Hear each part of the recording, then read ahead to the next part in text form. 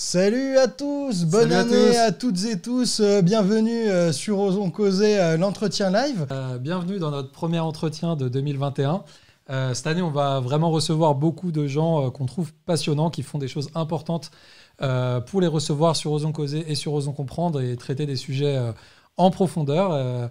Et pour la première de l'année, on est hyper content de recevoir Elise Van Beneden, qui est la présidente d'une des trois principales associations contre la corruption en France, avec Transparency International et Sherpa.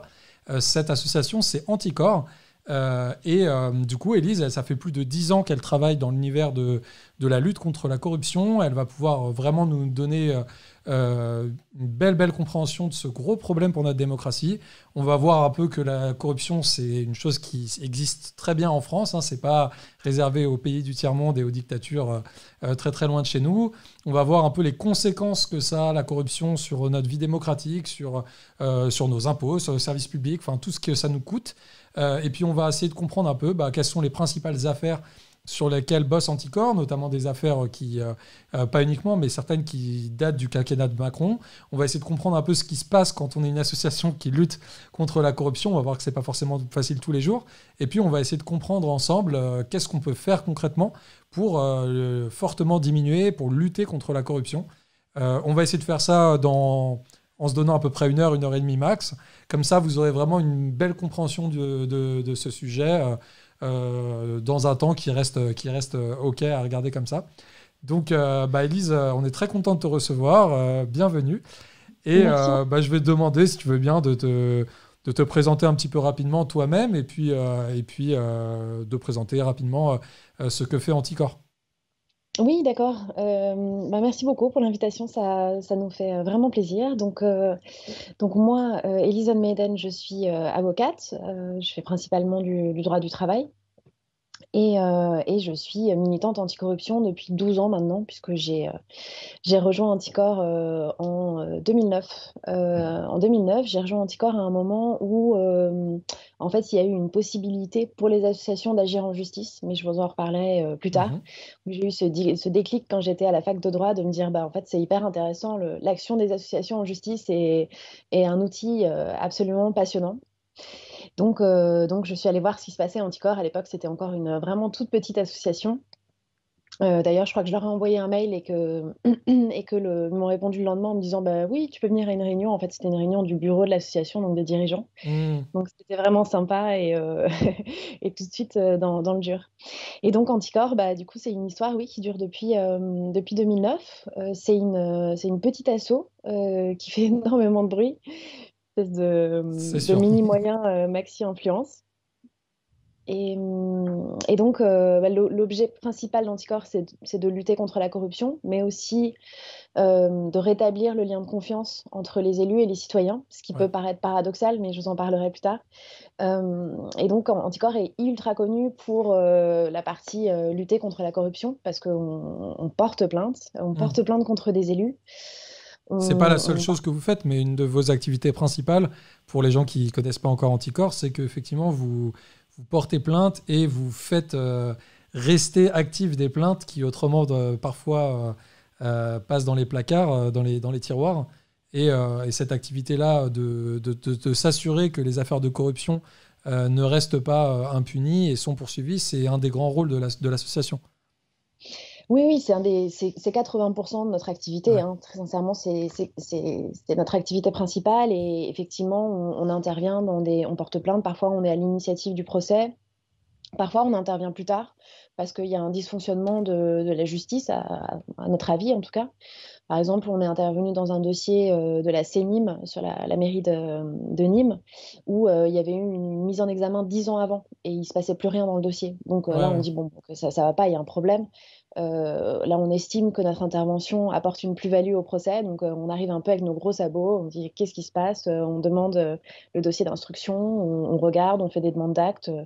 On essaye de forcer un petit peu le système pour que les dossiers de corruption soient jugés, parce que Hmm. c'est des dossiers qui durent très très longtemps. Ouais, et puis vous êtes actif à la fois dans les gros dossiers nationaux dont on a pu entendre parler en lisant les journaux, en suivant les actus. Je pense à une des premières affaires que vous avez eues sur l'affaire des écoutes, non, de l'affaire des sondages de l'Élysée sous Sarkozy. Et en même temps, vous êtes aussi une asso qui agissait sur des problèmes de corruption locaux, des trucs petits dont on n'entendra jamais parler, mais qui sont Ah oui, hyper oui. importants pour les gens. Exactement. On n'a jamais voulu abandonner le terrain, le dur. En Mm. fait, Anticor, c'est une asso de bénévoles. On a 92 groupes locaux. Ouais. On a beaucoup plus. On a quasiment 140 responsables dans les départements. Donc, ce sont des gens qui sont bénévoles, qui créent un groupe local, qui font des réunions avec les adhérents, qui reçoivent des alertes de corruption, qui traitent les dossiers. Ils font Mm. un énorme boulot. Donc en fait, nous, on est très connectés au terrain. Et Mm. on a autant porté plainte dans le dossier Alstom, qui est probablement, Un C'est gros chaud, dossier. ça. Ouais. on parlera plus tard, qui est Mm. un dossier tentaculaire, évidemment, qui mêle les intérêts stratégiques industriels de la France à des questions d'application du droit américain en dehors de son territoire. Enfin, c'est vraiment des immenses dossiers passionnants, vraiment, et autant de petits dossiers qui ont l'air moins importants comme ça, mais en fait, c'est ceux qui ont le plus d'impact sur la vie des gens. Donc, nous, ces dossiers-là, on les laisse vraiment pas tomber. Par exemple, on a un petit maire, là, on a porté plainte contre lui parce qu'il a fait modifier le PLU, donc le plan local d'urbanisme, pour qu'un terrain qui lui appartenait devienne constructible.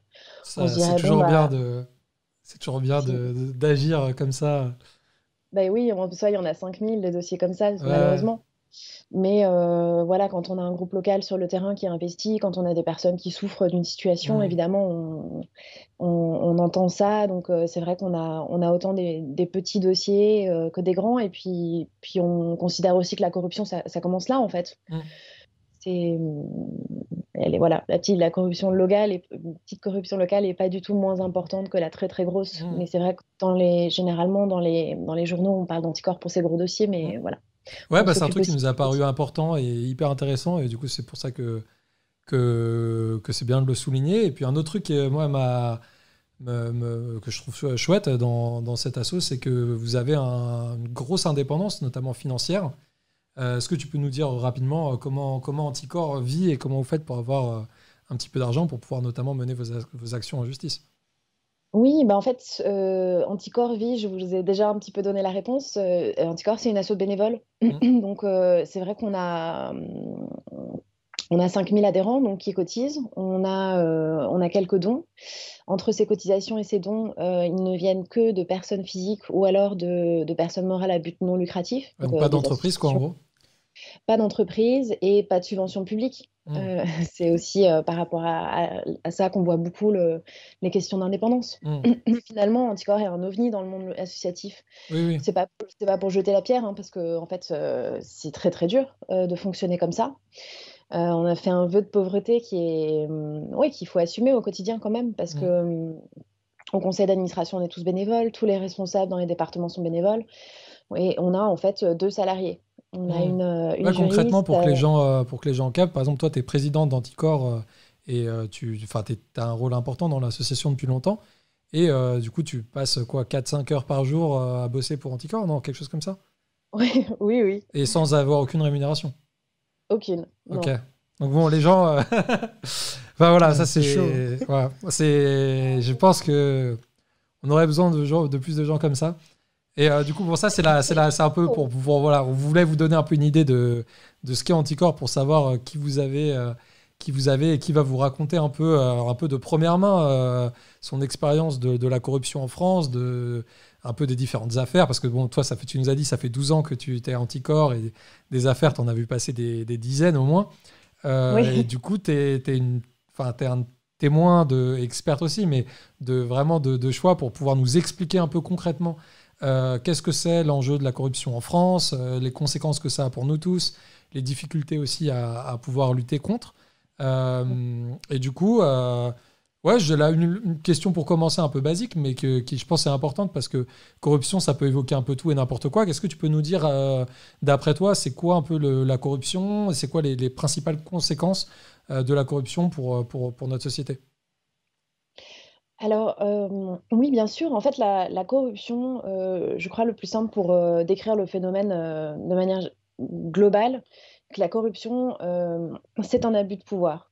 Mm. C'est le comportement de personnes à qui on a confié une mission d'intérêt général, on a confié du pouvoir et qui le détournent à des fins privées pour s'avantager eux-mêmes ou pour avantager des proches, des membres de leur famille ou des personnes qui vont pouvoir leur faire des retours d'ascenseur. Ouais. Donc c'est ça, finalement, c'est un détournement de cette confiance qu'on met quand même dans nos élus et dans toutes les personnes qui sont en charge d'une mission de service public, puisque finalement, il y a énormément de personnes. On peut compter, par exemple, a priori, quasiment tous les salariés d'un établissement public, industriel ou commercial ou administratif, sont susceptibles d'être en charge d'une mission de service public. Donc Mm. voilà, ça représente beaucoup de personnes, tout évidemment tous les fonctionnaires. Et donc, les élus, grands élus comme les petits élus. Donc, un abus de pouvoir. Et donc, il y a une définition qui est large de la corruption, qui est finalement toutes les atteintes à la probité, ce qu'on appelle les atteintes à la probité. Donc, là-dedans, vous allez trouver autant la corruption du coup, au sens du code pénal, qui est bah, je te donne de l'argent pour me rendre un service, sachant que ce service, tu peux me le rendre parce que tu investis Mm. d'un mandat ou d'une mission de service public. Donc, Donc typiquement, ça c'est par exemple le politique qui offre un marché public à une boîte dans le bâtiment et qui chope une rétrocommission Ou une rénovation de sa ou baraque. une rénovation de sa baraque, par exemple. oui, bah oui, tout ce qui est à partir du moment où la contrepartie de la décision publique, c'est de l'argent, Mm. ou un autre avantage d'ailleurs, la corruption, ça peut être, c'est pas forcément de l'argent. Mm. Du Là, coup, par exemple, il y a Darmanin corruption. qui alloue un HLM en échange de faveurs sexuelles, ce qui est sa défense depuis qu'il est en poste, on pourrait éventuellement assimiler ça à une affaire de corruption Oui. où il monnaie son influence contre des faveurs. Oui, oui, oui. Alors, bon, il faut pas oublier que la corruption et le trafic d'influence, qui est un peu le même pendant, en fait, qui est juste que dans le trafic d'influence, la personne demande à quelqu'un d'autre de prendre une décision. Donc, Hmm. c'est peut-être plus le cas pour les HLM, par exemple, parce que je crois pas que ce soit le maire qui prenne des décisions, Oui. Hmm. mais il est susceptible d'influencer la décision d'un tiers. Ça serait plus du trafic d'influence. Ok. Mais dans le trafic d'influence, comme dans la corruption, il y a l'auteur, il y a deux auteurs en fait. Il y a le passif et l'actif. Donc, dans le dossier auquel vous faites allusion, il y avait quand même une question morale qui se posait de manière très forte, qui est que si on portait plainte contre l'un, il y avait un risque pénal de 5 ans de prison contre la Hmm. personne qui Ah. allait vendre des faveurs sexuelles pour obtenir quelque chose. Et voilà. Ok, ok, ouais, Ok, je vois. C'est malin, ça, moi, j'y avais pas pensé. Et on a une question sur Osons comprendre, c'est est-ce qu'on peut qualifier le pantouflage, donc il faudra que tu nous le définisses, comme de la corruption? Alors, en fait, donc le pantouflage, c'est les allers-retours public-privé. Donc, c'est pas forcément une infraction pénale. On peut pas forcément dire que c'est pas bien. Par exemple, on peut être fonctionnaire et aller bosser dans le privé et revenir. S'il n'y a pas d'interconnexion entre le boulot qu'on avait en tant que fonctionnaire et les intérêts privés d'une entreprise par ailleurs, c'est pas forcément quelque chose de grave. Ok, Là où ça peut devenir grave, c'est justement quand il y a une interférence entre les deux et où là, la personne est susceptible d'être poursuivie pour prise illégale d'intérêt. La ok. prise illégale d'intérêt, c'est quand on a surveillé une affaire, passé un contrat quand on était dans le public et qu'on va en gros travailler pour l'entreprise qui était le contractant de ce contrat ou alors dont on a dû surveiller l'activité. Par exemple, on a porté plainte contre le président de General Electric parce que quand il bossait au ministère de l'économie, en fait, il supervisait les subventions aux exports et qu'il a attribué, lui ou ça c'est la justice qui devra le dire, lui ou un groupe de personnes ont attribué des subventions à General Electric pour une usine qui se trouve en Irak. Et donc, Ok. moins de 3 ans après, il allait bosser pour General Electric, d'abord en tant que chargé des affaires institutionnelles, puis en tant que président directeur général. Et il est d'ailleurs critiqué en ce moment pour très très grosse prime, très très grosse rémunération qui se versait, alors qu'il y a eu beaucoup de licenciements chez General Electric. Donc voilà, il y a des situations donc d'aller-retour public-privé qui posent problème et d'autres non. Ok. Et du coup, bon, Anticor, c'est une association qui poursuit la corruption dans toutes les situations, dans tous les cas. Mais il y a pas mal d'affaires qui ont un peu égrené le quinquennat Macron depuis 2017. Est-ce que tu peux nous expliquer un peu c'est quoi les principales affaires qui touchent directement le pouvoir actuel, sur lesquelles vous avez travaillé ces dernières années? Oui, il y en a, il y en a pas mal. Malheureusement, c'est vrai que le quinquennat d'Emmanuel Macron avait commencé sur la volonté d'une loi d'éthique, de moralisation de la vie publique. Et finalement, cette loi a fait très peu. Nous, on a été consultés à l'époque et on avait évidemment fait des propositions beaucoup plus ambitieuses.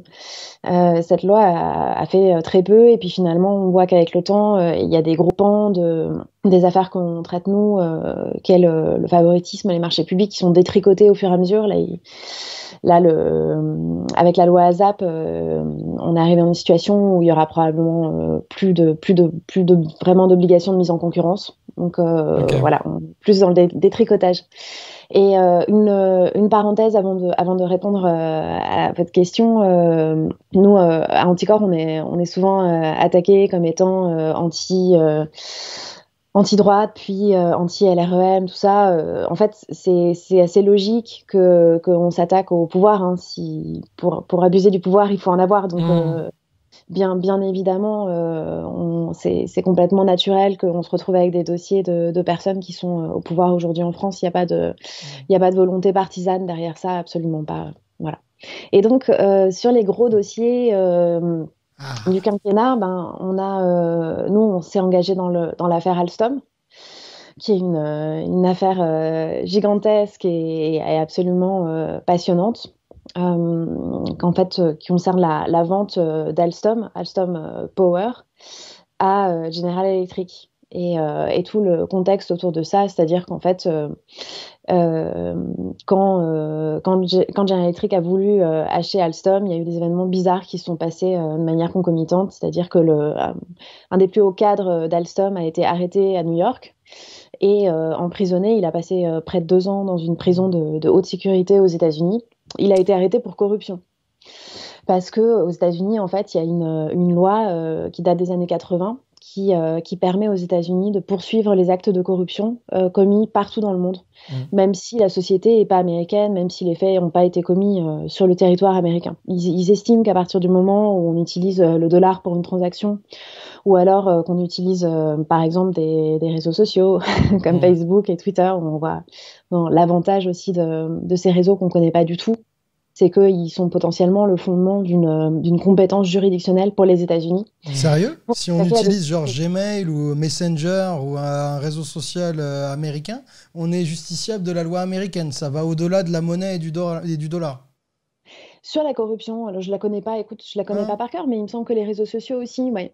Ok. Ok, nous Bah, on avait en tête pour le dollar, mais pas du plus coup, sur le... on va corrompre sur Telegram hein, pour aller voir les Russes. Ok.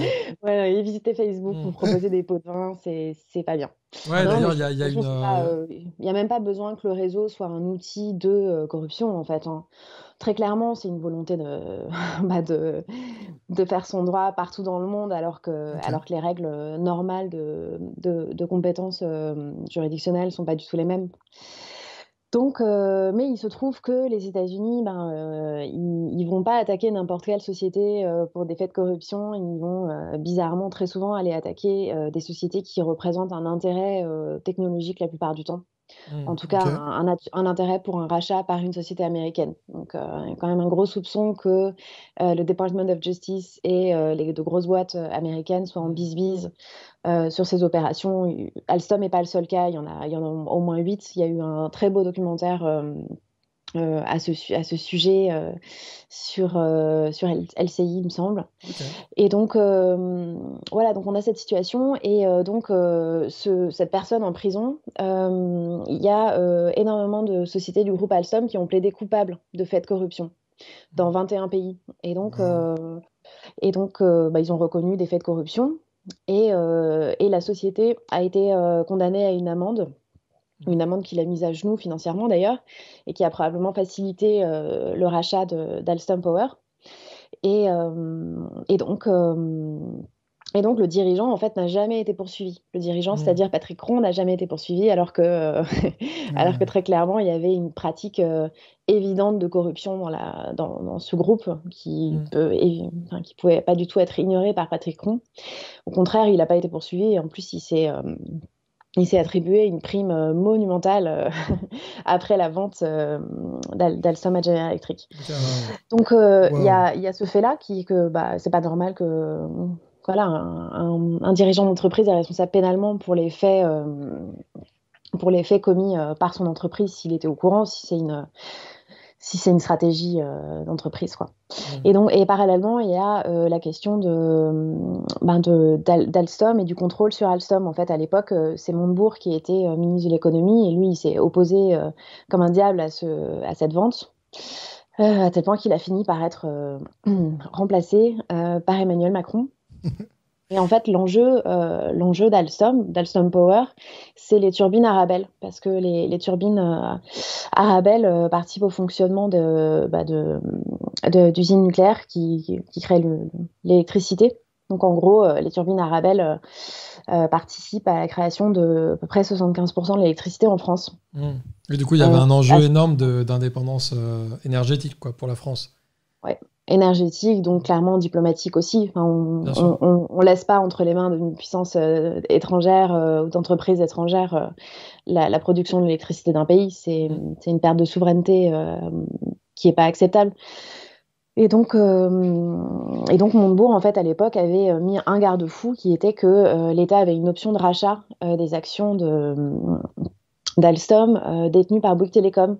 Et cette option arrivait à échéance en octobre 2017, c'est-à-dire peu après l'entrée au pouvoir du gouvernement, du nouveau gouvernement. Et donc Bruno Le Maire ne l'a pas actionné. Donc nous, on a dit là-dessus, En gros, c'est que concrètement, l'État aurait gagné plusieurs centaines de millions d'euros s'ils avaient vous avez actionné l'achat de actionné. ces actions qui étaient prévues. Mm. Et l'État a choisi de ne pas le faire. Et du coup, ce bénéfice a été fait par Bouygues au lieu d'être fait par l'État français et donc par les finances publiques, quoi. Oui, exactement. Donc ça, on considère que c'est potentiellement de la négligence, c'est-à-dire que c'est un détournement de fonds publics par négligence, c'est-à-dire que l'État aurait dû faire cette opération qui aurait fait rentrer des centaines de millions d'euros dans les caisses de l'État Mm. s'ils avaient décidé de revendre. Voilà. Et par ailleurs, il y a quand même derrière ça un discours aussi de politique de l'État, parce que c'est vrai que finalement General Electric s'était engagé à employer 1000 personnes et en fait ils ont fait que licencier. Ouais. Et ils continuent à licencier aujourd'hui. Ils s'étaient engagés à garder les activités, le cœur de métier d'Alstom en France et ils l'ont pas fait. Donc voilà, il y a ces enjeux-là. Il y a un dernier enjeu qui est la question des intermédiaires financiers qui ont touché énormément d'argent Mm. sur ces ventes. Et d'ailleurs, c'est une question plus générale qu'on peut se poser sur tous les grosses opérations. Là, on est en train de parler de démanteler EDF. C'est une question qu'il va falloir encore se poser parce que, en fait, il y a des intermédiaires financiers qui, à mon sens, en fait, vont démarcher les ministères et l'État pour leur proposer des deals comme scinder EDF, comme vendre Alstom, etc. Et eux, ils perçoivent donc côté d'Alstom, je pense qu'il y a à peu près 500 millions d'euros qui ont été distribués à ces intermédiaires. Waouh. Un demi-milliard. Waouh, waouh, Oui, waouh. C'est ouf. bah oui. C'est ouf. Et il y a Dont pas mal de personnes qui ont été dans la campagne de Macron ensuite, Ouais, je dans crois. le financement de la campagne de Macron, c'est ça? c'est la question qui s'est posée, mais là, nous, nous, on s'arrête un petit peu à ce niveau-là parce qu'il faut de l'investigation et cette investigation, Ouais, vous n'en avez pas forcément les soit elle n'a moyens. pas été faite, soit elle a mené à rien. Mais en tout cas, il y a des journalistes qui ont posé cette question de dire, il y a quand même, parmi les personnes qui ont financé la campagne électorale d'Emmanuel Macron, on retrouve des personnes qui bossaient pour ces intermédiaires financiers, donc qui ont bénéficié de cette vente que Macron a favorisée. Et C'est puis lui qui on a... a retrouvé aussi le même genre de questions sur des dossiers comme le projet de privatisation des aéroports de Paris, comme celui de la privatisation de la Française des Jeux. Il y a quand même pas mal de dossiers de privatisation Oui. souvent, ou de prise de contrôle de certaines boîtes qui ont été pas mal liés à des gens qui ont été importants dans le financement de la campagne de Macron en 2017. Sinon, Je ne le savais pas, mais oui, pardon.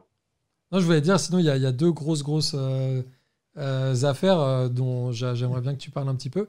D'une part, une des premières qui a été un peu une des premières du quinquennat, qui était l'affaire Ferrand, qui est une personne qui a un rôle important dans La République En Marche. Et son affaire n'est pas forcément hyper connue, donc j'aimerais bien un peu savoir. Je pense que vous avez eu un rôle assez important là-dedans, donc j'aimerais bien en savoir un peu plus. Et puis l'autre, c'est les poursuites qui portent sur Kohler, donc qui est un peu le numéro 2 de Macron depuis qu'ils sont arrivés au pouvoir. C'est le numéro 2 de l'Élysée. Je crois que c'est un des hommes les plus puissants de France. Mais d'ailleurs, il y a eu récemment un long article sur lui et c'était un peu la première fois qu'on le posait comme étant un homme aussi puissant. Mais nous, ça fait un moment qu'on le sait. Donc les affaires Ferrand et Kohler, écoute, oui, c'est deux grosses affaires d'anticorps. C'est des affaires qui nous ont apporté beaucoup de difficultés aussi. Bizarrement. Et c'est des affaires où on a vraiment utilisé l'agrément qu'on a, puisque c'est des affaires qui auraient été enterrées sans anticorps en fait. Donc pour revenir déjà, nous, notre fonctionnement, on agit en justice et on agit en justice grâce à un agrément. Et en fait, cet agrément, il nous permet de saisir un juge d'instruction quand un procureur ne veut pas agir dans un dossier. Donc, remettre un petit peu tout dans l'ordre. Quand on porte plainte, on commence par une plainte simple, généralement. On peut faire une citation, une citation directe, mais on le fait jamais. On fait une plainte simple. Donc, on saisit le procureur de la République en lui disant, il s'est passé ça, ça et ça. On lui envoie un dossier hyper construit avec toutes les preuves en lui disant, nous, on pense que telle infraction est constituée. Et donc le procureur a 3 mois pour agir, pour enquêter, ou alors, si le dossier est déjà tout parfait, directement saisir un juge d'instruction. C'est un délai qui est qui est pas très long en fait, comparé au temps des enquêtes. Généralement, les enquêtes préliminaires, donc les enquêtes préliminaires, c'est celles faites par le procureur, elles durent plutôt 1 an, dans un dossier en tout cas. Et donc nous, à la différence de tout le monde en fait, puisque les citoyens peuvent pas faire ce qu'on fait nous, quand le proc nous a pas répondu ou alors a pris une décision de classement sans suite, c'est-à-dire qu'il veut pas enquêter, il pense qu'il y a rien dans le dossier, quand on n'est pas d'accord, nous on peut saisir un juge d'instruction. Un juge d'instruction qui lui est indépendant, parce que le problème en France c'est aussi que on a plein de procureurs qui font hyper bien leur boulot, mais on a des procureurs qui sont hiérarchiquement soumis au garde des Sceaux. Donc déjà, il y a une espèce de soupçon permanent, malheureusement, contre eux, alors qu'il y a des gens très courageux, en fait. Mais il y a cette espèce de soupçon, et puis il y a ce défaut institutionnel, en fait, qui fait que c'est vraiment pas toujours facile pour un procureur de s'attaquer au pouvoir. Donc si je comprends bien, votre asso, elle peut, grâce à son agrément, contourner les procureurs qui sont hiérarchiquement connectés au gouvernement et au ministre de la Justice pour saisir un juge d'instruction si le procureur n'a pas donné suite au bout de 3 mois à votre dossier, c'est ça ? Oui, c'est ça. Ça nous permet de saisir un juge d'instruction constitutionnellement indépendant pour traiter les dossiers. En fait, ça nous permet d'empêcher que les affaires soient enterrées. Et ça, vous l'avez fait pour le gouvernement actuel dans les affaires Kohler ou Ferrand ? Justement, c'est pour ça que j'ai expliqué ça en premier. En fait, on l'a fait dans l'affaire Ferrand, puisque l'affaire Ferrand, en fait, était classée à Brest.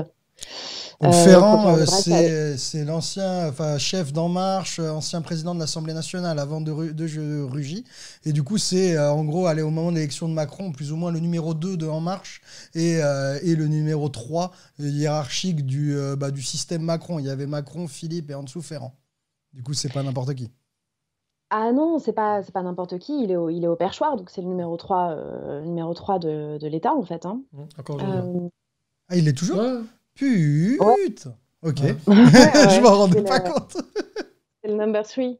Ok. Et ben vas-y, Euh, raconte ce qui s'est passé avec Ferrand. Il y avait une affaire à Brest avec sa femme. ouais, il y avait une affaire à Brest avec les mutuelles de Bretagne, en fait, où là, on voit que nous, on est... bon, les mutuelles, c'est un organisme privé, en fait, mais c'est un organisme privé qui est en charge d'une mission de service public. Donc, c'est pour ça que nous, on est intervenus, c'est parce qu'il il y a cette mission de service public. Et donc, en fait, les mutuelles de Bretagne ont cherché à un moment à acheter un local, un très grand local, et ils ont trouvé un endroit qui était intéressant et en fait, Richard Ferrand a décidé de créer une SCI avec sa compagne. Lui, il était président à l'époque de Mutuelle de Bretagne, hein, c'est ça?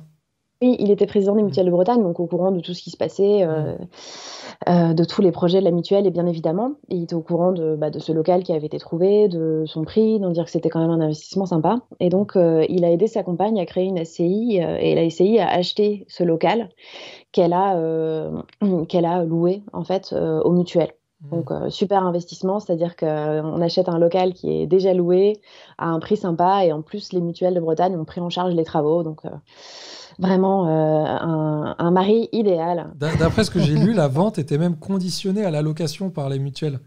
Tu vois, genre, Ouais, elle a acheté les bureaux et l'achat n'était valide que si elle ah obtenait oui. le contrat de location. Donc, ça fait, On va bon, pas prendre trop de c'est risques non plus, hein. difficile de faire plus, Ouais. magouille que ça. Et du coup, Mm. effectivement, pour l'instant, ça, c'est une affaire qui n'a pas qui n'a pas encore été, qui n'a pas encore été amenée à des condamnations. Et pour le moment, même, elle a failli être enterrée, en fait. Si vous n'aviez pas été là, c'est une affaire Oui, qui oui, n'aurait jamais apparemment, ça a existé, été en fait. très dur, en fait, ce dossier. Ça a été très dur dès le départ parce qu'en fait, c'est notre groupe local qui a lancé ce dossier, qui avait des informations sur ce dossier au départ. Et il y a eu beaucoup de violence localement. On a une responsable du groupe local qui a même déménagé parce qu'elle n'en pouvait plus. Elle a reçu des menaces, des livres avec des traces de sang, avec Wow. des messages en disant que c'était une traître, etc. Donc, Ah ouais. son gamin, d'ailleurs, son gamin a même été enlevé pas très longtemps, mais quelques minutes. Donc, vraiment une situation locale très, très violente. Et donc, oui, un dossier qui a été classé donc à Brest. Et là, nous, on est intervenu en fait, mais donc on a décidé de porter plainte, mais on n'a pas porté plainte à Brest en se disant que le contexte était impossible là-bas. Ouais. Du coup, on a dépaysé en fait, on a saisi le parquet de Paris, le parquet national financier. Et finalement, le dossier a été dépaysé, c'est allé jusqu'en cour de cassation pour que le dossier soit dépaysé. Et actuellement, il est à Lille. Ok. Dépayser, ça veut dire déplacer le traitement d'un dossier de son assignation régionale, de la cour où il était. Du coup, là, à Brest, chez les Bretons, et du coup, dans un milieu où Ferrand était bien à l'aise, vers un autre territoire où la cour de justice est réputée plus impartiale et plus en capacité de traiter l'affaire sans être dérangée par les magouilles locales. C'est ça, dépayser. Oui, oui, souvent on dépayse parce que le contexte local est pas possible, quoi. C'est trop Mm. dur. On a aussi un dossier, par exemple, en Corse, sur détournement d'aide à la PAC, d'aide Ouais. de subventions européennes en Corse. Là aussi, on a délocalisé. C'est impossible de gérer ce type de dossier. Voilà, Donc, sur place. Donc le dossier Ferrand, ben voilà, on a vraiment voulu que cette affaire soit instruite. Et là, actuellement, Richard Ferrand a été mis en examen. Donc c'était en septembre 2019. Donc ok. Mm. on en est là. L'instruction continue et la prochaine étape, si le juge le décide, c'est le renvoi en correctionnel. Où là, il sera temps de trouver une date d'audience. Mais toutes les procédures sont très longues. Ok. Ok, donc ça c'est pour Ferrand. Du coup, c'est une magouille sur un achat d'appart où il s'est enrichi personnellement. Et c'est quoi sur Keller, le numéro 2 de l'Élysée, le chocopoteau de Macron? Colère, c'est des intérêts privés, en fait, qui interfèrent avec les intérêts qui lui étaient confiés. En fait, Alexis Colère a fait beaucoup d'allers-retours publics, privés, justement. Et parmi ces allers-retours, il a fait des allers-retours dans une société qui s'appelle MSC. MSC, c'est Croisière s'amuse, MSC Fantasy, etc. D'accord, un énorme La Croisière armateur, quoi. s'amuse, c'est une partie de leur activité, mais finalement, oui, c'est un des plus gros armateurs au monde. Ils font énormément de transport de fret. Ok. Et ils font aussi des transports de De personnes. passagers, Voilà. de touristes, quoi. Du coup, Oui. ils sont spécialisés dans les gros bateaux, qu'il y ait des conteneurs ou des vieux qui veulent s'amuser sur la mer, en gros. Voilà. Ok. Donc, qu'est-ce Voilà, qu'ils faisaient voilà. chez Et ils MSC? font énormément d'argent. Ils font beaucoup, beaucoup d'argent et ils travaillent bah, forcément avec les ports. Et en Ok. fait, l'État est actionnaire ou était actionnaire, non, je crois qu'ils le sont encore, d'un des plus gros ports de France, euh, qui est géré par la société STX. Et en fait, Alexis Collère siégeait au conseil d'administration de cette société, alors que parallèlement, sa famille détient une partie de la société MSC, qui pour le coup Ok. est est un client de ce port. Donc Hmm. là, il y a un conflit d'intérêts C'est- entre les intérêts personnels de sa famille, financiers, et la mission de service public qui lui a été confiée. Et du coup, normalement, dans ces cas-là, quand tu as une position public, de pouvoir, et que tu vois que ta mission peut t'amener à être en conflit d'intérêts, normalement, tu dois pouvoir te déporter du sujet, Oui, c'est bien ça? sûr. Tu dis, bon, bah Bien là, sûr. je suis en conflit d'intérêts, je ne gère pas ce dossier. Il y a Oui, oui, c'est ça, on se déporte en fait. Mm. Il y a des situations qui sont difficiles à comprendre, mais celle-ci l'est pas, hein. Mm. Euh, c'est une évidence que MSC est un des plus gros clients des chantiers Puis là, de lui, il avait été Saint-Nazaire. aussi directement même directeur financier de MSC à un moment, non? Colère avant Oui, de. oui. Ah oui, carrément, lui, Ouais. il avait bossé là-bas. Et en plus, sa famille possède une partie Mm. du capital. Donc, bon, Ça va, ça fait quelques la petits intérêts. situation est un peu évidente. Il est présumé innocent, hein, bien évidemment. Euh, mais disons que, en tout cas, il y a pour moi un conflit d'intérêts qui est clair.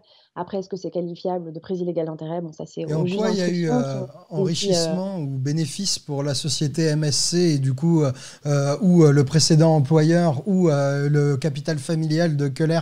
Il n'y a En pas, quoi ça a pu il y jouer? a pas, il y a pas besoin, en fait. Ah, ok. Il y a... Non, non, il n'y a pas du tout besoin qu'il y ait un enrichissement pour qualifier la prise illégale d'intérêt.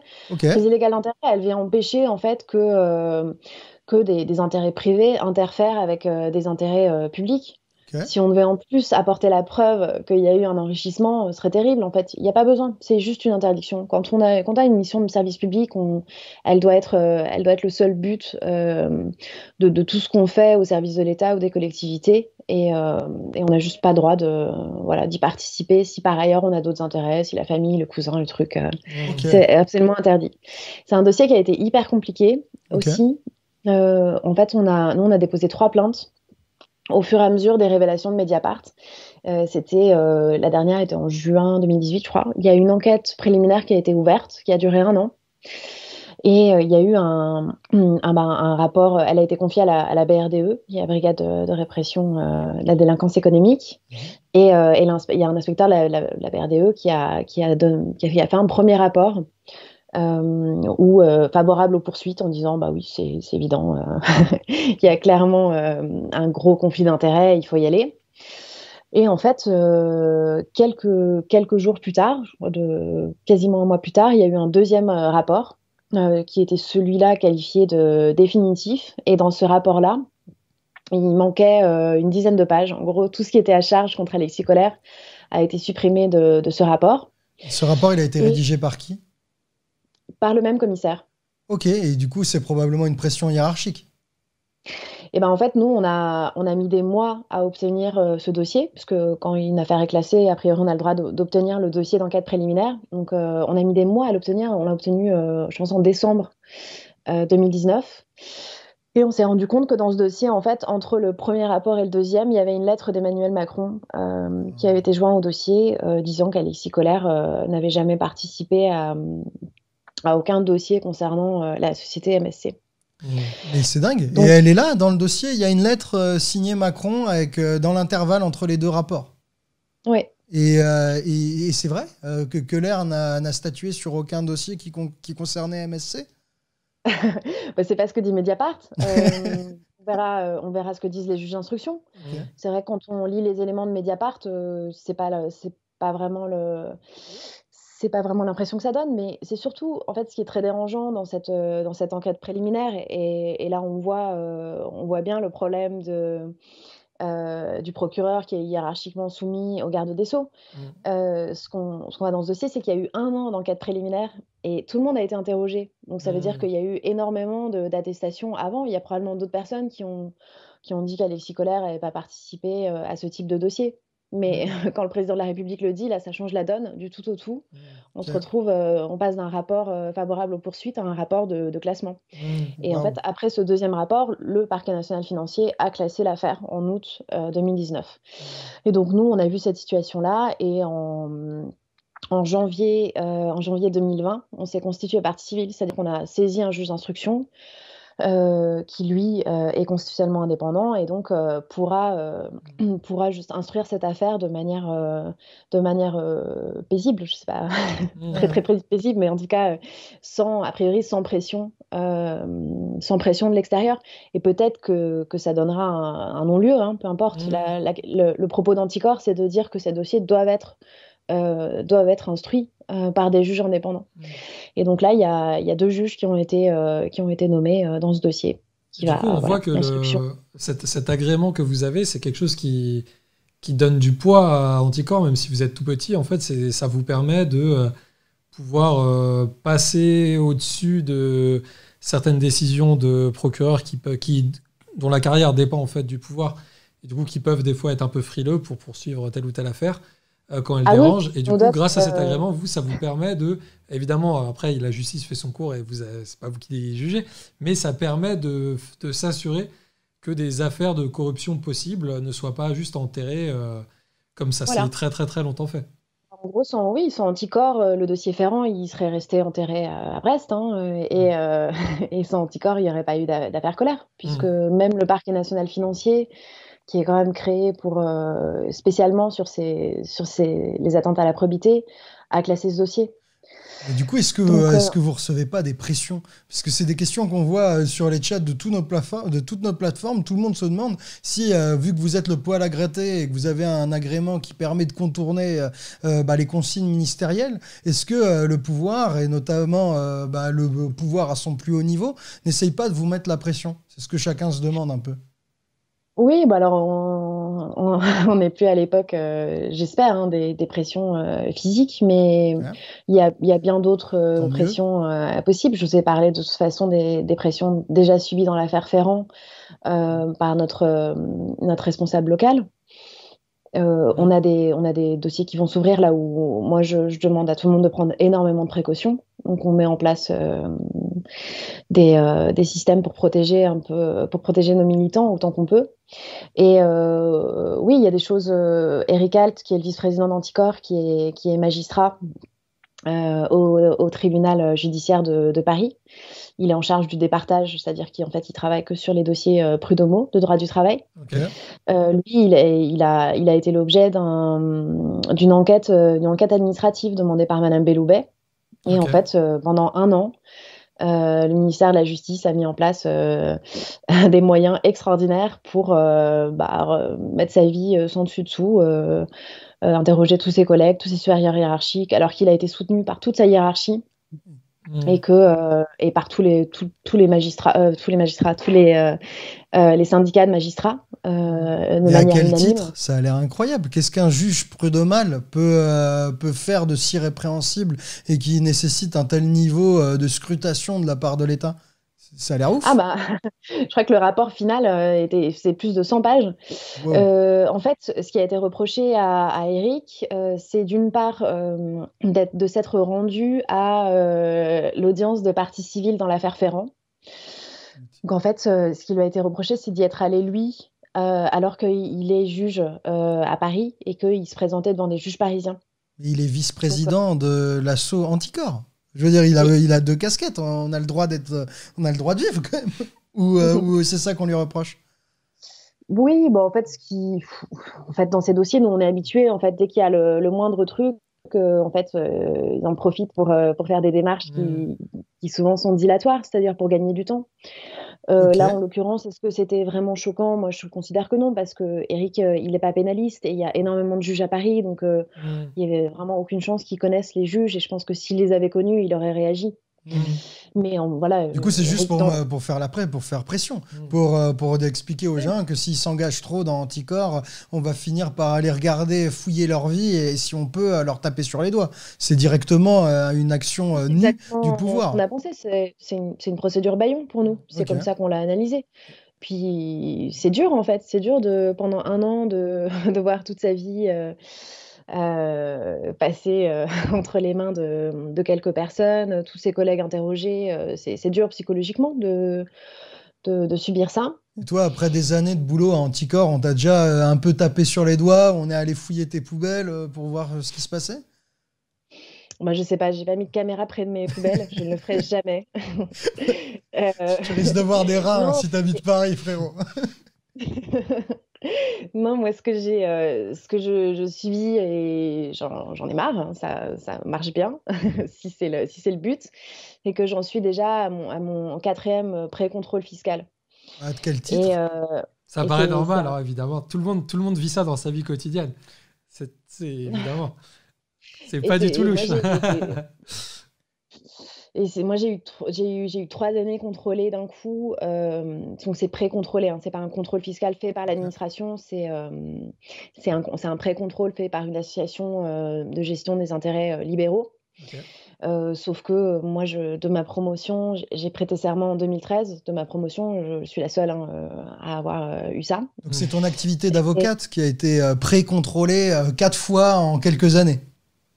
bah, du coup, en 6 mois, j'ai eu 4 années sous pré-contrôle, sachant que bon, le pré-contrôle, c'est comme le contrôle, hein, faut refaire, présenter toute sa comptabilité et tout ça. Et bon, je dis pas que c'est pas légitime hein, qu'on me contrôle, c'est juste que c'est arrivé en septembre 2019, c'est arrivé 10 jours après la mise en examen de Richard Ferrand. Sûrement une J'ai grosse personnellement coïncidence, ça. aucun confrère qui a eu ça. Et puis 4 années, je commence à trouver que c'est un peu dur. Oui. Et puis c'est aussi par rapport à ce que je gagne, parce que moi je préside bénévolement Anticor, donc ça prend plus ou moins 60% de mon temps de travail. Mm. Donc vous imaginez bien que je gagne pas énormément d'argent. En plus, ma comptabilité, disons que j'ai tendance à ne pas décompter mes déjeuners dans ma comptabilité. Donc en plus, C'est tout à si, ton si honneur, c'est hein. Tu pour... dois pas avoir beaucoup de professions libérales qui peuvent en dire autant, hein. Ah bah non, non, c'est clair que normalement tout le monde met tous ses déj. Les Mm. avocats, ils mangent sur le dos de la collectivité, hein. Et c'est vrai que moi, j'ai tendance à pas le faire parce que j'ai pas de comptable et que je fais ma comptabilité en regardant des séries. Ok. Donc, quand j'en ai marre, je range tous mes petits tickets de restaurant et je fais bon, tant pis. Et voilà, mais du coup, ce que j'ai dit, c'est que finalement, ça m'a fait gagner de l'argent, hein, parce que là, j'ai ressorti toute ma comptabilité, j'ai ressorti tous mes déjeuners. Donc là, je crois qu'ils m'ont déjà remboursé plus de 2 000 euros. Ah, mais c'est dingue, ça veut dire que là, tu viens quand même de nous dire, en parlant comme ça des pressions, que le vice-président d'Anticor, il s'est pris un an d'enquête fouillée, où on est allé saouler toute sa hiérarchie, tous ses proches, parce qu'il s'est pointé à un procès important à Paris, et que toi, tu t'es tapé 4 années de ton activité d'avocate, contrôlée d'un coup en 6 mois, parce que, enfin, en tout cas, avec une grande suspicion de collusion de timing avec la plainte contre Ferrand. C'est dingue, toi, t'es Ah présidente, oui, lui est oui. vice-président.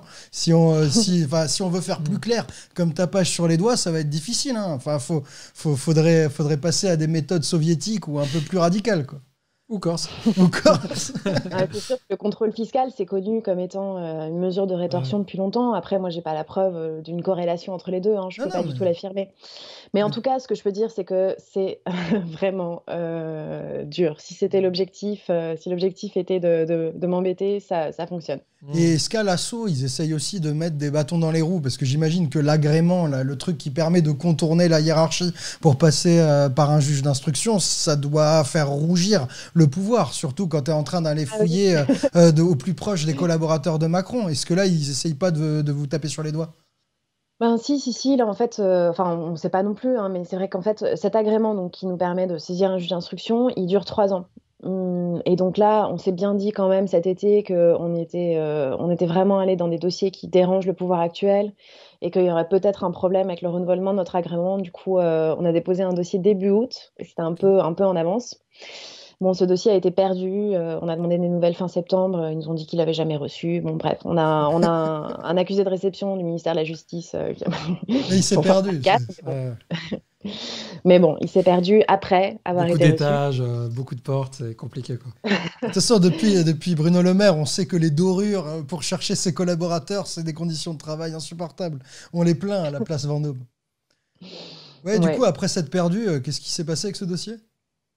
Bah, déjà, Dupond-Moretti a été élu garde des Sceaux alors il a des positions contre la transparence, il traite les lanceurs d'alerte de balance. Enfin bon, quand on a vu ça, c'est vrai que moi j'ai eu quand même un sursaut. Je me suis dit, oh non, c'est pas du tout la bonne image à envoyer.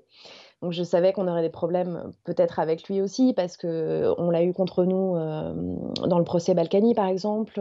Il était aussi dans le procès Cahuzac. Ok. Donc bon, disons qu'on a des vieilles histoires avec lui qui fait que on n'était pas très contente de voir le solliciter lui. Ok. Mais bon, ça ne veut pas dire que Parce que voilà. c'est le ministère de la Justice qui décide si vous avez ou non cet agrément. Alors normalement oui, mais en fait dans ce cas non. Ok. Parce qu'il y a eu toute l'affaire de Dupond-Moretti et de l'enquête qu'il a demandé contre 3 magistrats du parquet national financier. Ok. Et nous, on a porté plainte dans cette affaire. Est-ce que tu peux rappeler rapidement ce que c'est que le parquet national financier et à quoi il Oui. sert? Parce que j'ai l'impression que c'est quand même une des rares avancées qu'on a eues Oui, depuis c'est une 10 ans en très fait, belle sur la corruption, qui est une avancée positive. Du coup, C'est une très belle avancée et il faut juste leur donner plus de sous parce c'est qu'ils ont ça. trop d'affaires, ils n'ont pas assez de magistrats du tout. Donc le parquet national financier, c'est des procureurs qui sont spécialisés sur soit des affaires extrêmement complexes, des affaires financières extrêmement complexes, soit sur des affaires politiques. Donc en fait, on a estimé que comme c'est des infractions un peu particulières et qu'il y avait une volonté de se battre contre ces infractions-là, il fallait faire un parquet à part entière. Et donc en fait, le parquet national financier, parce qu'il a cette compétence, il est compétent de manière concurrente avec tous les parquets de France. Dire que autant le parquet de Dax peut décider d'ouvrir une enquête préliminaire sur des faits de corruption, il peut aussi décider d'envoyer le dossier au parquet national financier. Ok, c'est un peu le champion thématique des affaires de corruption et de finances un peu compliquées, c'est ça? Ouais, voilà. Et qui est C'est plus des indépendant champions qui plus, un peu plus indépendant du pouvoir, j'imagine aussi dans ses moyens d'action. bah, finalement, pas vraiment, mais en même temps, ils sont quand même dans la lumière. Donc, Ok. s'il devait leur arriver quelque chose, je pense que ça se serait très rapidement. Ok.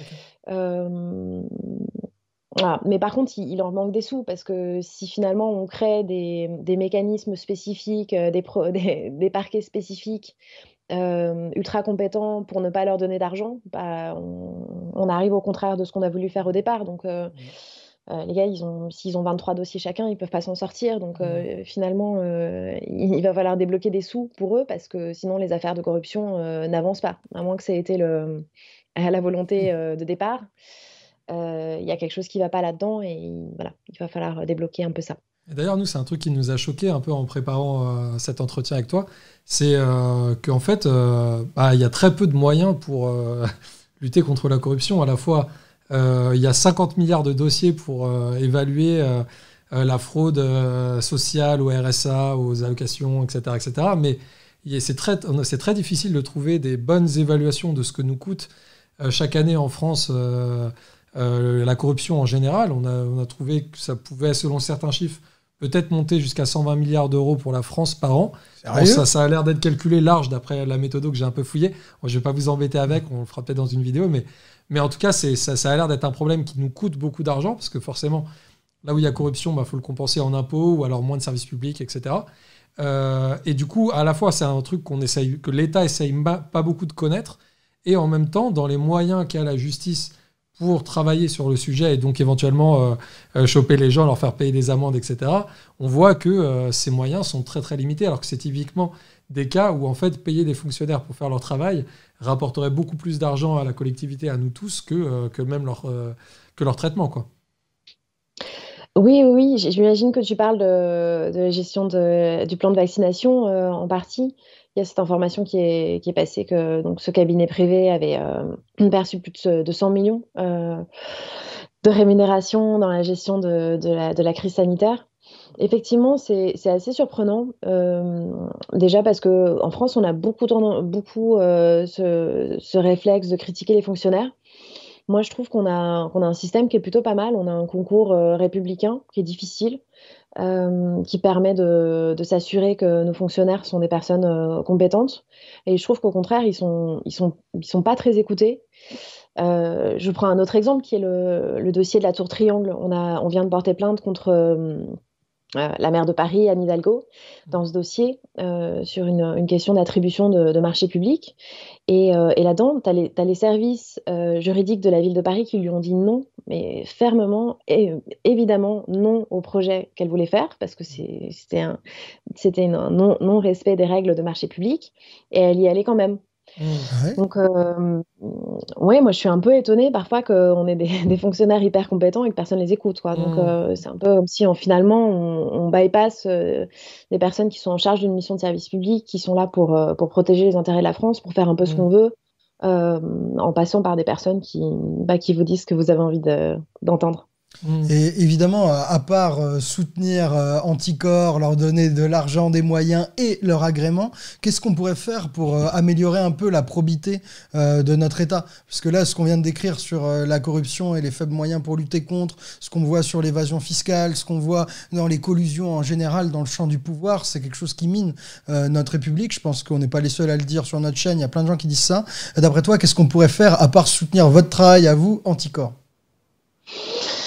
Bah alors, l'adhésion, nous, c'est important parce que ça nous donne de la légitimité. Bon, c'est 35 € par an, il y a une réduction d'impôt. Si vous payez l'impôt sur le revenu, il y a 66% qui sont déductibles, donc ça coûte environ 12 ou 13 euros. Je me suis abonné aujourd'hui en préparant le... Enfin, j'ai adhéré aujourd'hui. C'est très tard. Ah mais c'est dingue, c'est Donc 1 je euro suis en par conflit mois. d'intérêt avec toi maintenant parce que... Dessaisis-toi.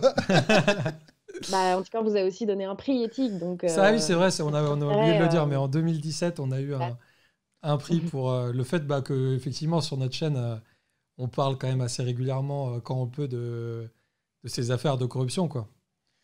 Et ouais. Bah, du coup, à part adhérer à Anticor pour 35 ou 12 € par an, que peut-on faire? Adhérer, je vous l'ai dit, Anticor, c'est une association de militants. On a des groupes locaux un peu partout. Ce qui est vachement bien, c'est de venir, en fait, de venir à une réunion, de voir ce qu'on peut faire, sachant que on a besoin de beaucoup de compétences juridiques, c'est vrai, parce que voilà, on fait beaucoup de procès. Mais on fait aussi on intervient dans les lycées aussi. On va parler aux lycéens de ce que c'est que la corruption, pourquoi ça va pas. On fait de la sensibilisation. Moi, je vais à la fac aussi donner des cours, faire des interventions, expliquer ce qu'on fait. Donc, on a besoin potentiellement de pas mal de compétences. Donc, voilà, ce serait peut-être plus ça, s'engager en bénévolat dans l'association. Et puis, arrêter de voter pour des élus corrompus, parce que ça vraiment, Ah, ça, c'est ouais, à un déprimant un moment, peu. nous, on comprend plus. En fait, il y a un espèce de mécanisme qui est incompréhensible, qui est qu'il y a beaucoup de gens qui disent tous pourris, alors que c'est faux déjà, c'est absolument faux. Et en plus de ça, se retrouvent à voter pour des personnes dont on sait que la probité est clairement pas géniale. Donc, faut arrêter de voter pour ces gens-là. Faut pas accepter, le clientélisme. Faut pas accepter les bisbises, même quand on a besoin d'un logement, d'une place en crèche, parce que c'est vraiment toute la collectivité qui souffre de ça. Et finalement, la conséquence de ça à long terme, et je pense qu'on le voit venir, nous, c'est aussi la raison de notre engagement, c'est que finalement, la démocratie participative fonctionne de plus en plus mal. Et il y a des extrêmes dans le champ politique qui ont un discours qui plaît de plus en plus. Et donc voilà, il faut arrêter de voter pour des élus qu'on sait douteux. Et puis, il faut aussi mettre en valeur les élus qui font un super boulot, parce qu'il y en a plein. Et une question que j'avais aussi par rapport à ça, c'est que là, en gros, on a dans les gens qui luttent contre la corruption, on a à la fois des lanceurs d'alerte courageux qui, par leur métier, se retrouvent confrontés à des faits de corruption et alertent souvent au risque de leur carrière, et peut-être pas même souvent de leur confort de vie. Et ça peut être des grosses épreuves d'être un lanceur d'alerte.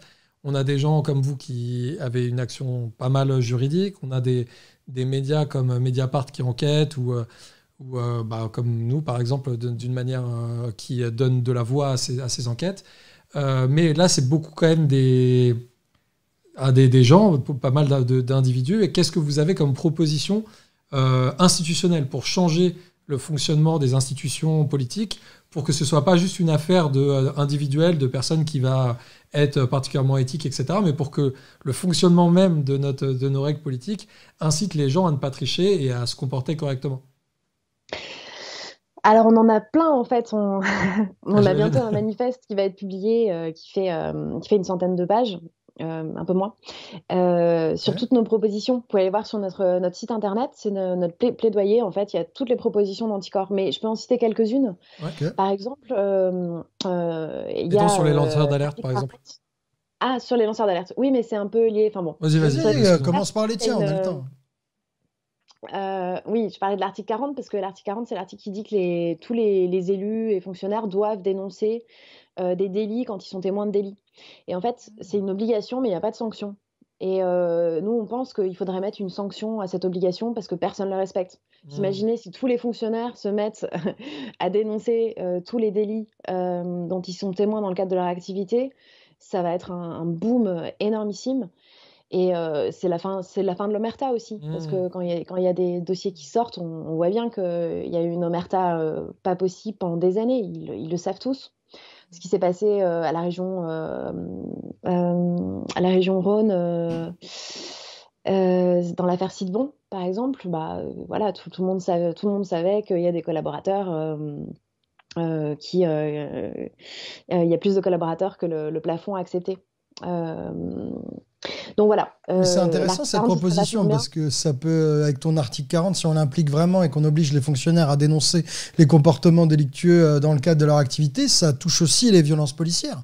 Ça peut mettre fin à l'omerta dans d'autres domaines que strictement la corruption. Il y a des abus de fonctionnaires et des atteintes à la fonction républicaine qui est censée incarner un fonctionnaire qui se montre d'autres manières que la corruption. Non, ça me paraît être une super idée. Je n'étais pas au courant. Ah, mais ce serait une bombe totale. Et vous connaissez des politiques qui se positionnent en faveur de ça, par exemple? Il y a des politiques qui font des articles 40 déjà. Il y en a pas beaucoup. On les félicite énormément quand ils le font et on les aide autant qu'on peut à en faire quand ils nous demandent de l'aide. Sur les lanceurs d'alerte, c'est une honte. C'est une honte le traitement des lanceurs d'alerte en France. Vraiment, on est témoin de tellement de situations de souffrance, de violence. C'est trop dur et finalement, les lanceurs d'alerte connus de ces dernières années, par exemple Karim Ben Ali, sont des gens qui vous disent si c'était à refaire, je le referais pas. J'ai perdu mon boulot, je suis boycottée, il y en a plein qui divorcent ou failli divorcer, des scènes de violence devant ses enfants. C'est vraiment très très dur. Et finalement, il y a eu la loi Sapin 2 qui a créé une protection pour les lanceurs d'alerte, mais grosso modo, cette protection, elle consiste juste à dire que si vous lancez une alerte, que vous vous faites licencier, vous avez le droit d'attaquer au prud'homme pour que le licenciement soit annulé. C'est-à-dire qu'on a faculté de faire annuler un licenciement et demander la réintégration dans l'entreprise. Bon, déjà, c'est tard, en fait. C'est dur de supporter tout ça, un procès qui dure longtemps. Et puis, demander une réintégration dans une boîte qui vous a viré parce que vous avez dénoncé quelque chose qui est d'intérêt général. Voilà. Et ça va pas. Donc, il n'y a pas assez d'aide de ce niveau-là. Et surtout, il y a des espèces de paliers. C'est-à-dire qu'aujourd'hui, un salarié qui veut dénoncer quelque chose est censé aller voir son boss pour lui dire ah oui, je voulais vous informer que ce que vous faites n'est pas bien. Par exemple, dans le cas de Karim Ben Ali, c'est pas bien de déverser de l'acide dans la nature. Bon, c'est gentil, mais en fait, c'est des gens qu'on envoie se faire licencier. Ouais. Donc, ça, c'est vraiment dégueulasse. Et il y a une directive européenne qui a été votée, donc que la France devrait transposer en droit français très rapidement et sur laquelle on est en train de travailler via une autre association qu'on a créée qui s'appelle la Maison des lanceurs d'alerte. Une association qu'on a créée avec 16 autres associations. On s'est dit, OK, on va mettre toutes nos compétences ensemble et on va bosser sur ce sujet ensemble. Donc, la MLA est en train de bosser sur ce sujet-là pour avoir une transposition hyper ambitieuse. Donc déjà, ce palier-là, il a été supprimé. C'est-à-dire que l'Union européenne a compris que c'était complètement déraisonnable de demander ça.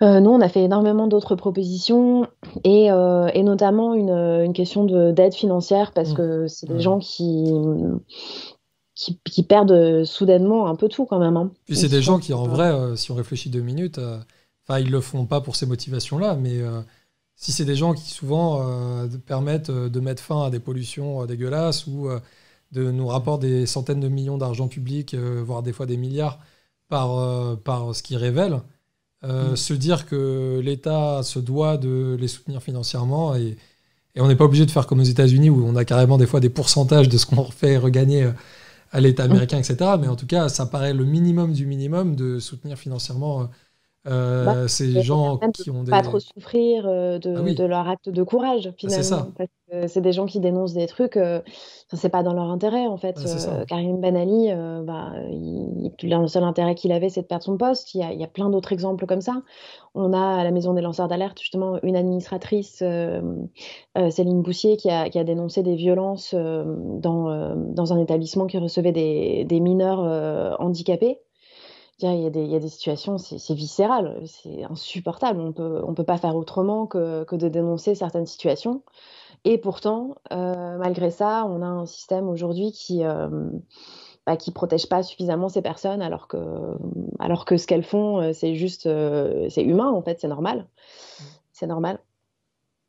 Ok, du coup là on voit que du côté des individus qui font sortir les dossiers, il y a vraiment du boulot à faire pour mieux les protéger et favoriser au maximum le fait que les gens qui sont témoins de ces actes puissent les dénoncer. Et après du côté de ceux qui sont coupables de corruption, notamment les politiques ou certains fonctionnaires qui se laissent corrompre, est-ce que tu as en tête un peu les grandes pistes que propose Anticor pour s'attaquer, je sais pas, au pantouflage, aux dérives qu'il peut y avoir autour du lobbying parfois, euh, à Oui, la bon, en corruption des gros, marchés publics, enfin tous ces genres de grands thèmes qu'on retrouve tout le temps quand on parle bah, de il y a corruption. il y a plusieurs axes. Il faut mettre en place des mécanismes de contrôle. Par exemple, il y a des collectivités où l'opposition n'a pas de place dans les commissions d'appel d'offres, par exemple. Donc, les commissions qui sont censées étudier les appels d'offres et donner un avis, et donner des notes sur la meilleure offre. Il y a des commissions où il n'y a pas l'opposition, alors que l'opposition a quand même un rôle de vérification, de garde-fou qui est Mm. hyper important. Oui. Donc nous, ce qu'on propose très souvent, c'est ça, donner plus de place à l'opposition, par exemple donner la vice-présidence de la commission des finances dans une ville systématiquement à l'opposition. Bon, c'est pas facile, c'est pas facile, mais mine de rien, c'est quand même un garde-fou important.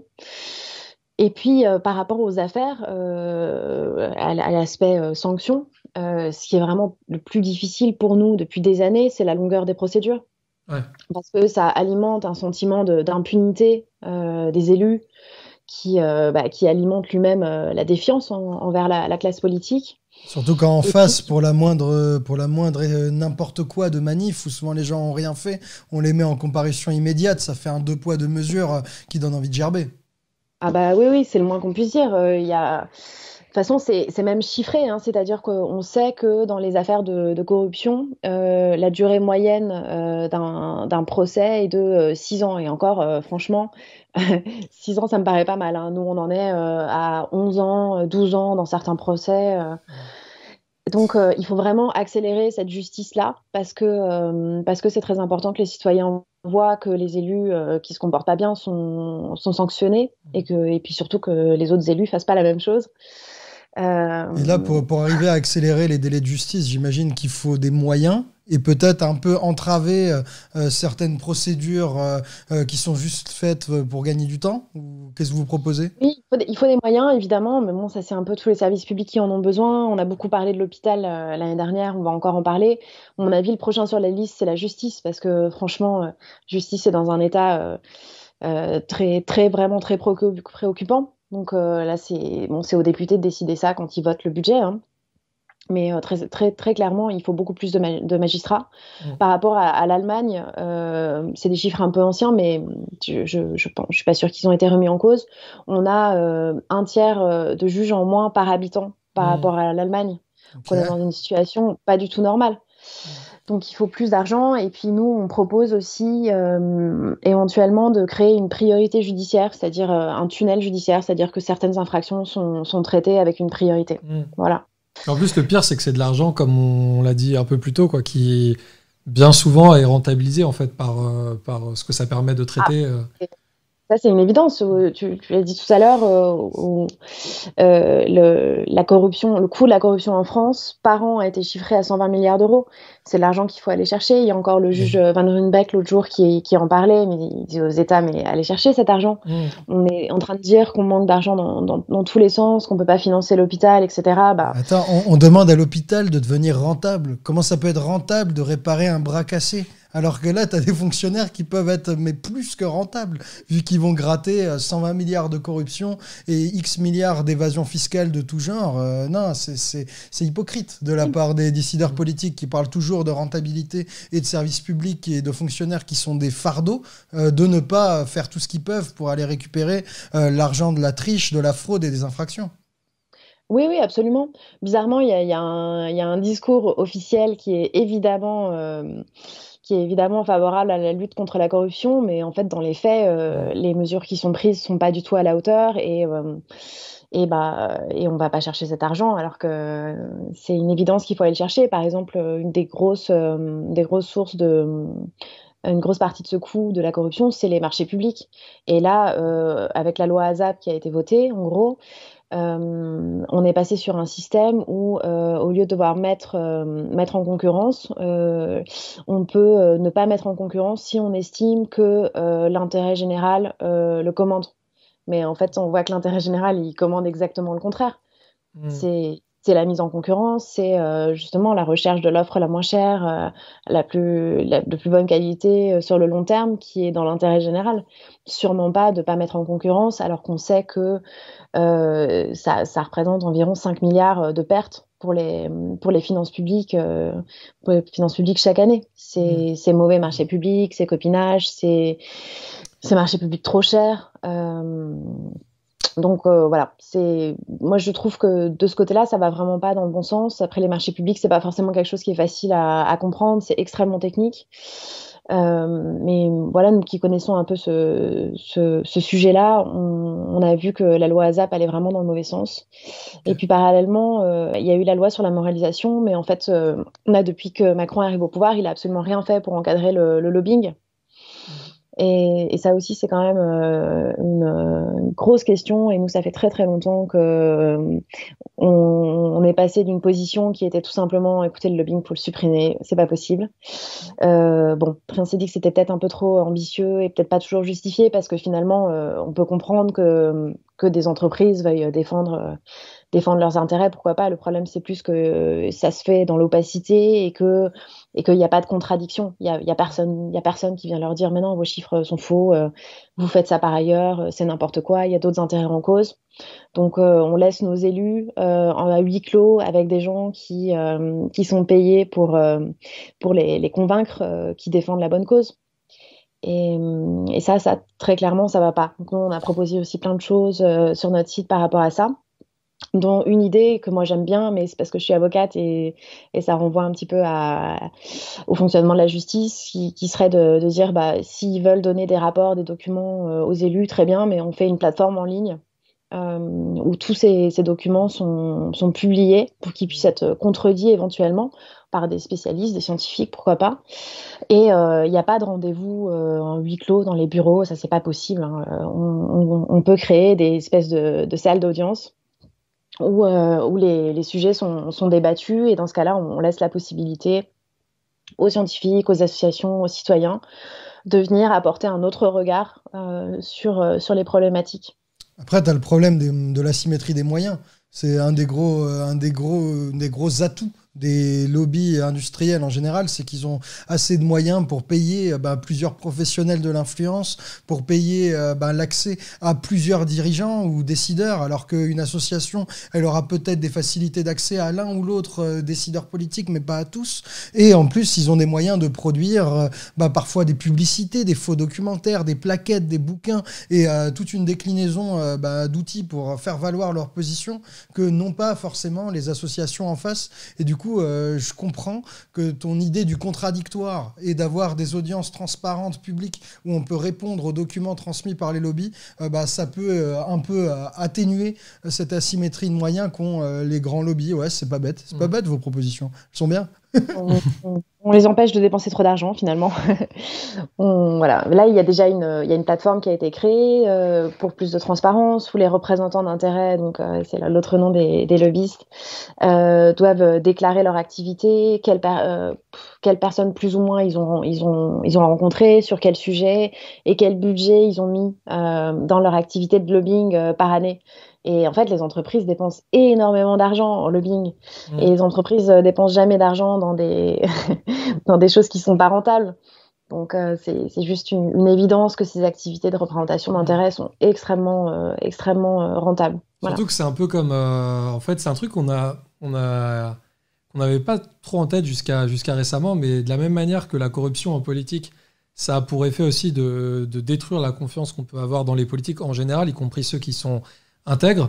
Le lobbying, ça a aussi un peu l'effet similaire, c'est qu'on voit, notamment un peu dans la gauche, les écolos, etc., des gens qui, après, peuvent utiliser l'argument lobbying pour tout et n'importe quoi, même dans des cas où en fait, les choses n'ont rien à voir avec du lobbying, mais en fait, ça crée une sorte de suspicion et d'arguments qu'on a envie de ressortir tout le temps. Et en fait, il y a des fois où le lobbying, ça existe et où c'est très dommageable, etc. D'autres fois où c'est pas du tout le cas. Et nous, on l'a beaucoup vu avec tous les débats sur les médicaments, l'hydroxychloroquine, machin, etc. Beaucoup de gens sont tellement habitués à ce que les intérêts privés gagnent et de l'influence, etc., qu'il y a une sorte de parano et que des fois, il y a des cas où c'est juste pas le cas, ça n'a juste rien à voir. Mais on a tellement notre confiance ruinée par des années et des années de cas qu'on voit passer dans les journaux qu'au bout d'un moment, on a du mal à pouvoir accorder notre confiance aux autorités sanitaires, scientifiques, etc., même quand cette confiance est méritée. Et du coup, ça nous a encore donné un coup de ah bah merde, la régulation correcte du lobbying suffisante pour recréer cette confiance envers les autorités, quelles qu'elles soient. Elle est vraiment indispensable pour pouvoir garder un peu en vie nos institutions démocratiques, quoi. Oui, oui, moi je la comprends cette défiance en fait. Je comprends même le complotisme, hein, je le soutiens pas du tout et moi j'ai décidé que je verserai pas dans la théorie du complot parce que je vais rester saine d'esprit. Mais je comprends qu'il y ait cette tendance-là. En fait, moi la solution que j'ai, c'est juste de fonctionner uniquement sur les preuves. Faut pas partir dans des théories qu'on peut pas prouver juste sur la base d'une défiance généralisée. C'est pas possible. Mais c'est aussi pour ça que contre le complotisme, ce qui est hyper important, c'est le travail d'investigation. Il faut, on a aussi un journalisme qui est pas en très très bon état en France. À part quelques journaux d'investigation comme Mediapart, Les Jours, Médiacité, il y en a quand même plein qui font un super boulot. On a quand même beaucoup de journaux qui font plus d'investigation et qui veulent pas non plus trop déranger beaucoup de personnes parce que et d'ailleurs, toi, tu vas participer au lancement d'un nouveau média qui va s'intéresser aux affaires de corruption. Qui va être lancé par Denis Robert, qui a une bonne expérience. Absolument. Oui, c'est un super début d'année. On lance un média qui s'appelle Blast, donc qui a priori va faire trembler la terre, tout le monde, on verra. Et on le lance vendredi. On a déjà créé la société, fait tout ça. Et effectivement, c'est Denis Robert qui prend les rênes de ce nouveau média, qui est un journaliste d'investigation extraordinaire, qui a été le lanceur de l'affaire Clearstream, de l'affaire Lyon-Turin. Donc c'est lui qui a organisé l'appel de Genève aussi. C'est quelqu'un que moi je connais depuis longtemps. On lui a donné un prix éthique d'ailleurs en 2011. Et donc, et d'autres journalistes, il y a Maxime Renaï, par exemple, qui est un super journaliste qui bosse sur la fraude fiscale, à qui on a donné un prix éthique en janvier 2020. C'est vous qui avez fait le casting ou quoi de Blast? Finalement, c'est moi. Non, c'est pas moi. Moi, je me suis fait embarquer parce que c'est des personnes que j'aime énormément, parce que je sais à quel point c'est important, en fait, parce que dans nous, Anticor, on fait pas d'investigation, donc on a besoin du travail journalistique en amont pour débusquer les mécanismes, monter des dossiers, tout ça. On a besoin d'eux. On peut pas. Nous, quand on a les preuves, on fait des dossiers, on analyse, on qualifie juridiquement, mais on fait pas de travail d'investigation. Donc, disons que c'est là, en amont ce qui est nécessaire pour qu'on puisse nous faire notre travail après. Et ça, c'est vendredi, le lancement en ligne. C'est vendredi, ouais. Eh ben, bienvenue à ce nouveau Média Blast. N'hésitez pas à aller faire un tour pour soutenir, puisqu'ils ont l'air d'être cheville ouvrière dans le travail de dévoilement et de lutte contre la corruption. Du coup, bienvenue à Blast et longue vie à Blast. Et c'est vendredi soir, du coup, si j'ai bien compris. On a pas mal de questions là, comme on commence à arriver un peu au bout de notre temps. On a pas mal de questions sur qu'est-ce qu'on peut faire pour que vous ayez ce renouvellement d'agrément. Est-ce qu'on est forcé de patienter ou est-ce qu'il y a d'autres moyens, des pétitions, des gens, des députés à qui écrire? Est-ce qu'on peut faire quelque chose? Alors, nous, en fait, on a eu une super initiative de la mairie du 10e à Paris qui a décidé de voter un vœu pour soutenir Anticor. Et du coup, ils en ont parlé autour d'eux et ils en ont parlé à d'autres mairies d'arrondissement. Et du coup, nous, on en a parlé à d'autres maires. Donc, en fait, si les personnes qui veulent nous soutenir ont envie de contacter des conseillers municipaux pour leur dire ça, voilà, on n'a pas organisé ça, mais on est hyper content de ce soutien qui est merveilleux. C'est vraiment très sympa, un vœu municipal pour soutenir Anticor. Voilà. Sinon, le dossier, il est entre les mains de Jean Castex, puisque c'est lui qui va prendre la décision, puisque Monsieur Dupond-Moretti se déporte forcément de ce dossier, puisqu'on a porté plainte contre lui. Voilà. Donc, c'est Jean Castex qui va prendre la décision. Il doit la prendre pour le 2 février. Wow. Donc bon, on n'a plus énormément de temps. On verra s'il y a renouvellement, c'est super. S'il n'y a pas de renouvellement, nous, on va lancer une procédure en justice, puisqu'on a le droit de contester le refus du Premier ministre éventuellement. Mais c'est vrai que pour nous, ce serait très... Ce serait scandaleux si vous ne l'aviez pas. Oui, je pense aussi. Puis ce serait anxiogène pour nous parce qu'on a énormément de procédures en cours. Et qu'en fait, on ne sait pas très bien ce qui va advenir de ces procédures si notre agrément tombe. Et parce qu'il suffira à ce moment-là qu'un procureur remise votre dossier et la plainte sera enterrée et vous ne pourrez plus rien faire sans cet agrément. Alors, on ne sait pas ce qui va se passer pour les instructions en cours, c'est-à-dire qu'un juge d'instruction a déjà été saisi. On ne sait pas. J'espère que ces instructions ne tomberont pas, mais c'est vrai que quand on a contourné le proc qui ne voulait pas agir, c'est compliqué parce qu'il n'y a plus de victimes, puisqu'Anticor est victime dans ces procès, et il y a plus et le proc ne va pas reprendre à son compte les poursuites. Donc, en fait, on sait pas vraiment ce qui va se passer. Ce qui est sûr, en tout cas, c'est que pour le futur, on pourra plus saisir de juge d'instruction, donc on pourra plus faire ce qu'on faisait avant, c'est-à-dire voilà, empêcher que les enterrements première classe des dossiers politico-financiers qui dérangent. Non, mais ça, on espère, on va tout faire pour que vous ayez votre agrément. Et si vous ne l'avez pas, on va participer à la tempête médiatique pour qu'ils motivent leurs décisions et qu'ils ne s'en sortent pas avec cette décision scandaleuse. Après, je suis obligé de te poser la question, si tu faisais l'avocat du diable, qu'est-ce qu'on pourrait vous reprocher à Anticor ? Pour quelles raisons ils pourraient ne pas vous le renouveler, à part simplement pour protéger leurs arrières ou pour vous punir de les avoir dérangés ? Je crois pas qu'il y a d'autres choses. En tout cas, en fait, nous, on demande l'agrément sur la base d'un décret. Donc, il y a des conditions dans ce décret. On les remplit toutes. Il y a certaines conditions qui laissent une part de subjectif par exemple, sur l'indépendance ou la question du fonctionnement interne régulière. C'est réglé. Donc, on a des conseils d'administration, on a des assemblées générales. Ça pose pas de problème. Il y a la question de l'indépendance, notamment financière. On leur a donné les éléments, on leur a donné notre comptabilité, etc. Je vois pas ce qu'ils peuvent nous reprocher. Espérons qu'ils fassent the right thing, qu'ils fassent ce qu'il faut faire. Là. La balle est dans leur camp, on verra ce que décide Jean Castex. Ouais. Oui, en même temps, c'est hyper paradoxal. Nous, il faut qu'on aille demander au gouvernement l'autorisation de continuer à porter plainte en fait, ça devrait pas être à lui ça devrait pas être à eux de vous la valider. Ouais. Et puis ça devrait être évident. Je veux dire, dans leur service, ils devraient se dire, ah oui, bah, bien sûr, on renouvelle. Enfin, ça devrait être un dossier d'affaires courantes. Et là, comme ils vous font traîner, on en vient à se poser la question publiquement et vous en venez à avoir la pétoche. Ce qui est quand même assez choquant, je trouve, pour la santé de notre démocratie. On l'aura, de toute façon, on le récupérera devant le juge administratif, hein, s'il faut que ça se passe comme ça, parce que de toute façon, il y a des conditions et nous, on les remplit. Donc, bon.